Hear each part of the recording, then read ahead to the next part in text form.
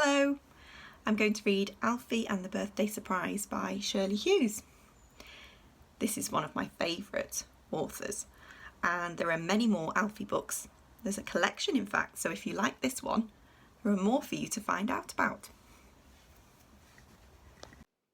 Alfie and the Birthday Surprise, and that's written by Shirley Hughes.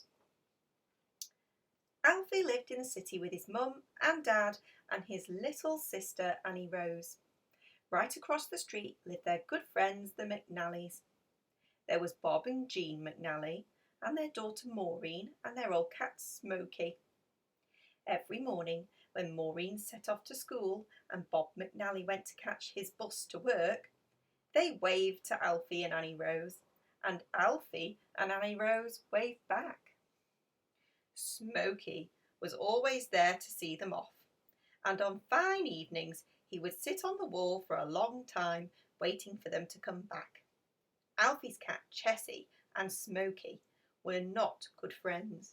They eyed each other suspiciously from opposite sides of the street, but Bob McNally told Alfie that Smoky was getting too old to pick fights. From work he always stopped for a chat with Smoky. Once, when Smoky was frightened up a tree and got stuck, Bob spent the whole afternoon trying to coax him down.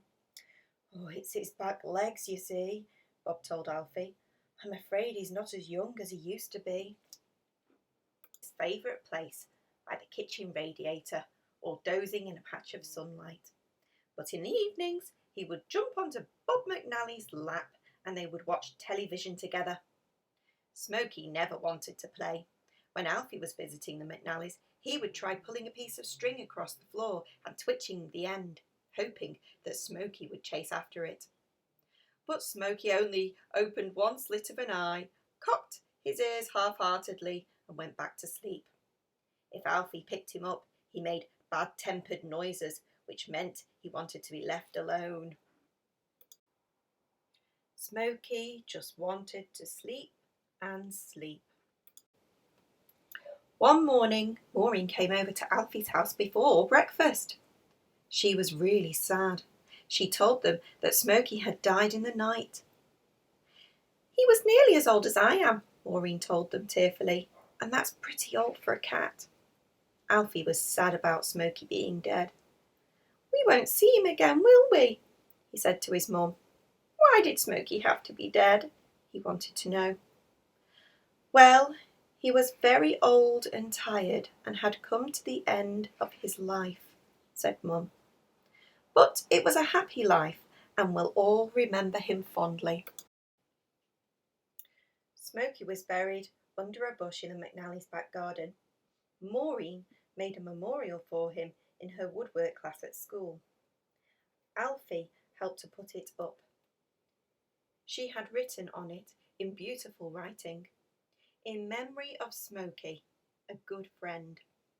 They all cried over it, and then they began to feel a bit better, all except Bob. Smoky had been his special friend, and he missed him a lot, especially in the evenings when he came home from work and there was no Smoky waiting at the garden wall. "It's Dad's birthday next week," Maureen told Mum and Alfie when she was sitting in their kitchen at tea time. "He'll be 52, and he says he doesn't want any presents at all." "Not even any cards? Not even any balloons?" asked Alfie. "Nope, nothing. He is really fed up," said Maureen gloomily. "And Mum says she doesn't know what to do to cheer him up." "He's missing Smoky, I expect," said Mum. Then Alfie said, "Let's make a party for him." Everyone thought that was a wonderful idea, but they decided to keep it a secret until the day came. A surprise birthday party for Bob McNally. "When we go shopping, you can choose a present for him," Mum told Alfie.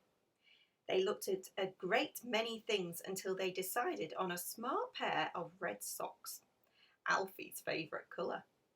Mum bought a box of mint chocolates and some pretty wrapping paper. The party was such a big secret that Jean McNally came over to Alfie's house specially to make birthday cake in their kitchen. Alfie helped her put on the candles, 5 blue ones and 2 pink ones. The day before the surprise party, all Bob's presents were ready. Jean had knitted him a sweater.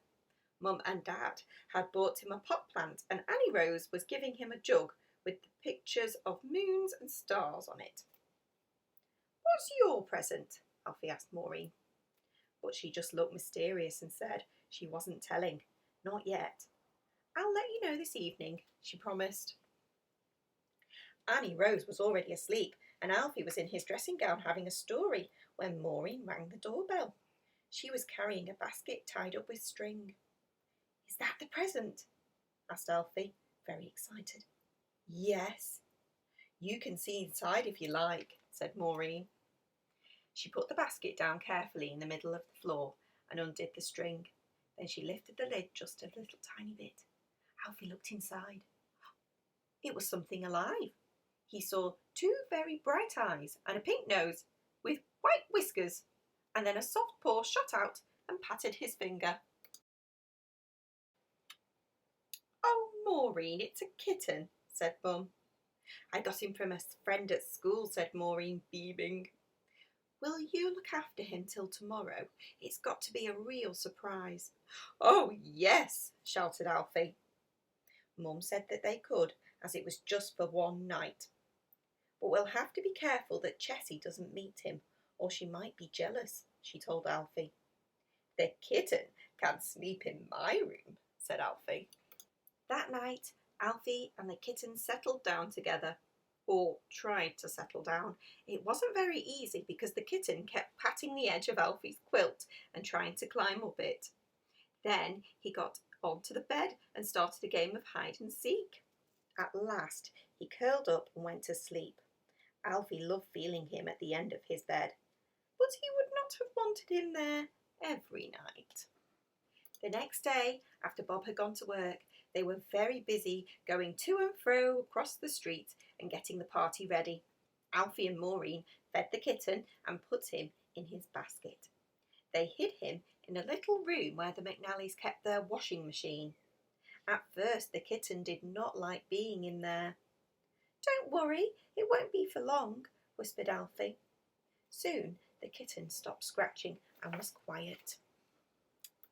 At 6 o'clock, everything was ready. They put the lights out and waited in the dark. At last they heard Bob coming up the front steps. They all kept as quiet as mice, even Annie Rose. Alfie was so excited he had to cling onto Dad's hand as Bob opened the front door. "Hello, I'm home," he called. Silence. Then he walked into the sitting room. On went the lights, and they all burst out singing, "Happy birthday to you." At first, Bob was so surprised he just stood there with his eyes and mouth wide open. Then he began to smile. He was very pleased with his birthday tea and his presents. He opened them all one by one. Best of all was when Maureen, helped by Alfie, brought in the basket. Bob untied the string and out jumped the kitten. Right away he started again with Bob's shoelaces. Bob McNally called the kitten Boots. Boots was wonderfully good at inventing games. When Alfie pulled a piece of screwed up paper across the floor, Boots lay in wait for it, and then he pounced. He tossed it in the air and bicycled it furiously with his little back legs. Alfie showed Annie Rose how to play with Boots and how not to squeeze him too hard. Boots soon settled down as one of the McNally family, and Bob grew very fond of him, though of course they never forgot dear old Smoky. Alfie and Boots became great friends.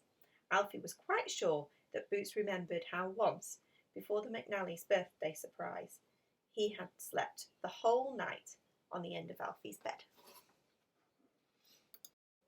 And there's a picture of dear old Smoky, who they would never